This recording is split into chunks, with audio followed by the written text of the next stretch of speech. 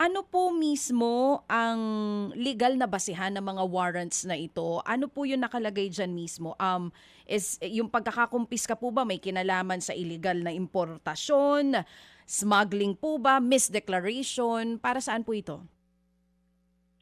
Tama po, no? Meron po tayong 5 search warrant patungkol lamang po sa siyam na sasakyan, no?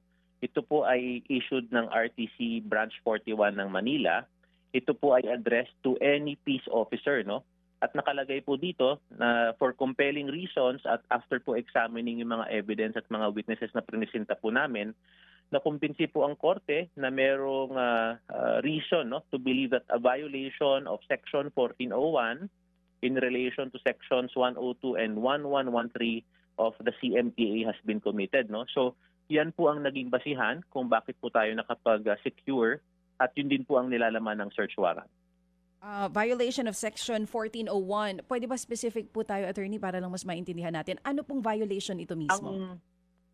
Ang Section 1401 po ay patungkol po sa unlawful importation, no? Dahil kasama po sa prinisinta natin sa korte ang isang sertifikasyon mula po sa ating MISTIG, no? Ito po yung Management Information Systems and Technology Group ng Bureau of Customs, na wala pong entries ang mga sasakyang ito sa sistema ng Bureau of Customs.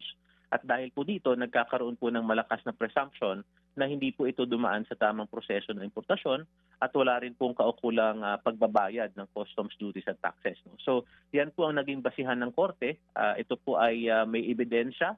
Ito rin po ay may mga testigong prinisinta kung kaya't nagkaroon po ng probable cause ang korte na mag-issue po ng warrant na ito. Okay. Ano-ano pong mga sasakyan yung nasa BOC ngayon? At pwede po ba namin malaman kung iisa lang po ba ang importers itong siyam na sasakyan o iba-iba po?